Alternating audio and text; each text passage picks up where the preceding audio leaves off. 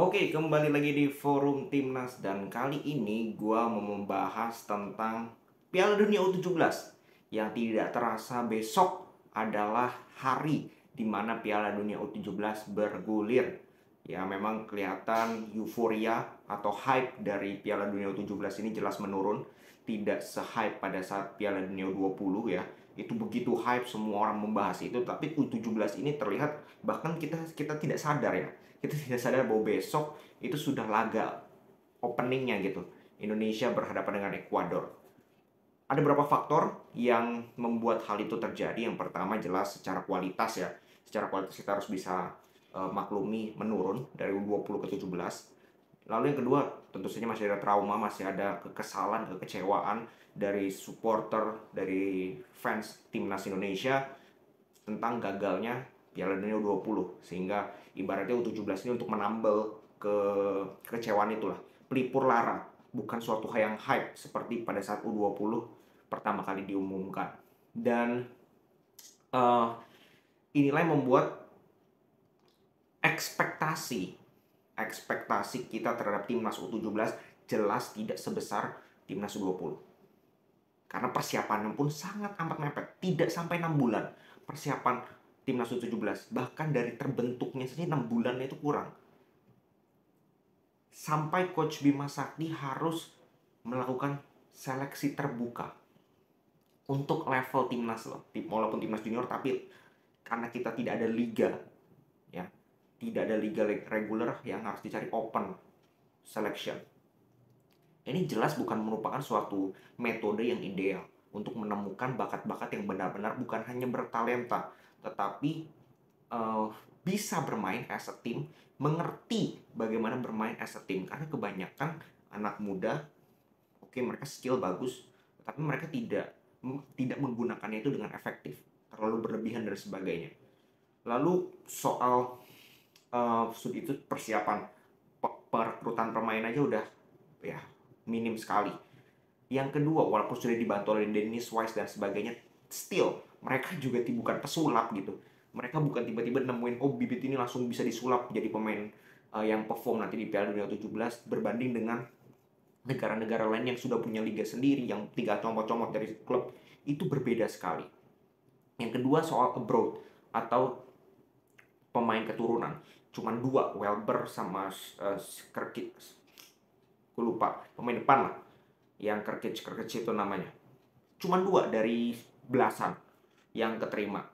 Gue positive thinking mungkin memang sudah diseleksi dan mungkin pemain-pemain yang lain tidak memenuhi kriteria atau bagaimana. Sehingga itu juga secara kekuatan kita tidak bisa bisa harapkan dari naturalisasi juga, karena hanya dua pemain praktis. Lalu bukan soal itu aja, persiapan, training camp, TC ke Jerman. Ya, TC ke Jerman lawan klub lokal di sana, kebanyakan kalah kalau nggak salah. Ya, apa yang kita bisa harapkan? Kita sudah sering melakukan itu, Garuda Select dan sebagainya. Itu nggak efektif terbukti, karena berbeda bermain di laga persahabatan dengan bermain di kompetisi. It's different game. Dan ketika mereka nanti harus menghadapi Ekuador, menghadapi Panama, menghadapi Maroko, walaupun bermain di kandang sendiri advantage, Gelora Bung Tomo, dan full house ya, sudah sold out kemarin, luar biasa memang antusiasme dari supporter kita. Tetapi gue rasa ini sulit ya bagi timnas kita untuk bisa berbicara banyak. Bukan gue meremehkan, tetapi kita harus realistis bahwa kita support ya. Kalau misalkan bisa melaju jauh, gue pun happy. Tetapi kita harus bisa menurunkan ekspektasi kita. Murni bukan karena kualitas pelatih dan pemain. Kalau menurut gue ini kombinasi, persiapannya begitu mepet. Timnas itu bukan pesulap, pelatih Bima Sakti pun bukan pesulap. Dia butuh waktu, dia butuh training juga, dia butuh mengenal pemain, dan itu sangat mepet waktunya. Sehingga kita tidak bisa bandingkan ini dengan tim-tim negara lain yang sudah matang secara persiapan, sudah tinggal comot-comot pemain. Sangat berbeda. Dan gue tidak heran nanti jika lawan Ekuador, Panama, dan Maroko bermainnya tidak baik, atau sistemnya mungkin ya seadanya. But that's okay. Kembali lagi, U17 itu masih kerap berkaitan dengan skill. ketika seorang pemain atau pemain-pemain individual ini bisa mengeluarkan skill yang luar biasa, maka disitulah kita punya peluang karena pemain kita skillful. Tapi ingat, postur mereka Ekuador, Panama, Maroko ini jauh lebih besar dibandingkan kita. Jauh lebih besar, sehingga kalau mengandalkan skill harus perhatikan juga timing, jangan main asal gocek nanti di tackle, cedera dan sebagainya, itu bahaya. Ya itu yang harus diperhatikan. Maka harus efektif. Yang seperti tadi gue bilang, pemain muda terkadang terlalu skillful sampai lupa tentang efektivitas. Nah, itu kalau bisa dimanfaatkan, mungkin kita akan bertahan. It's okay. Lawan kita memang secara kualitas memang inferior dibandingkan tim-tim lain. Main bertahan gak ada masalah. Incer counter, memanfaatkan kemampuan kita, memanfaatkan kelebihan yang dimiliki oleh pemain-pemain muda kita, yaitu soal kecepatan, yaitu soal skill.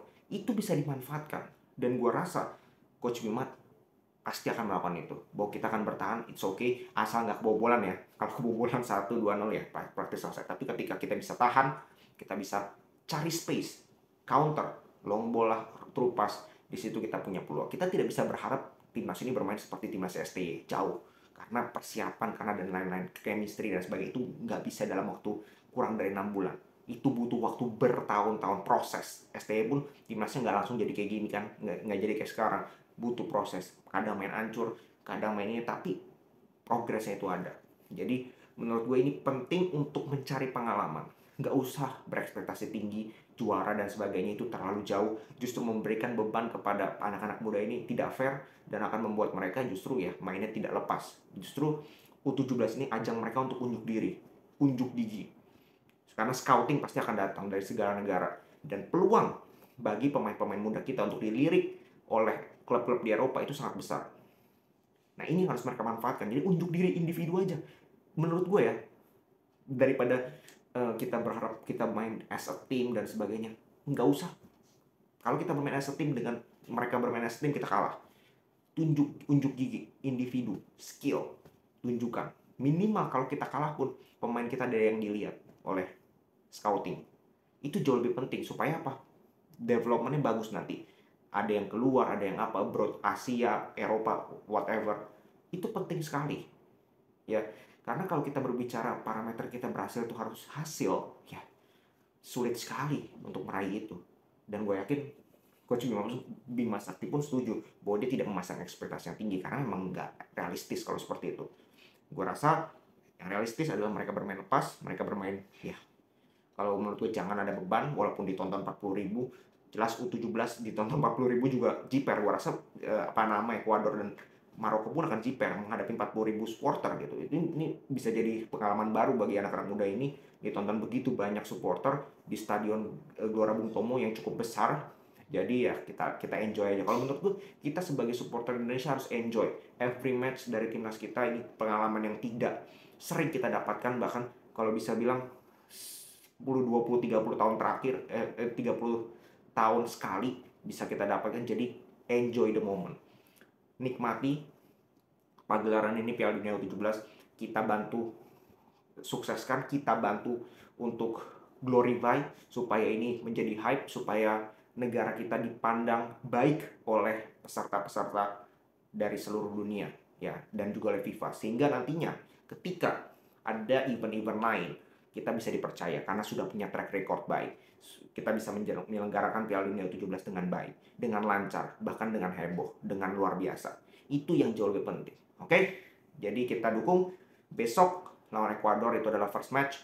Di tanggal 13 akan menghadapi Panama, dan di tanggal 16 nanti akan menghadapi Maroko di pertandingan ketiga. Semoga kita doakan yang terbaik untuk timnas U17 kita, bermain tanpa beban, nggak usah pedulikan hasil. Kalau menurut gue itu tidak realistis sama sekali, bahwa kita terlalu pressure mereka harus main bagus dan sebagainya, itu tidak realistis. Yang penting mereka bermain tanpa beban, pemain bisa menunjukkan skill dengan luar biasa, sehingga nantinya siapa tahu ada yang dilirik oleh klub-klub di Eropa dan karirnya bisa jauh lebih bagus.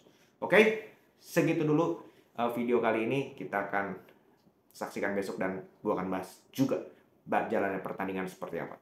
Salam sepak bola Indonesia.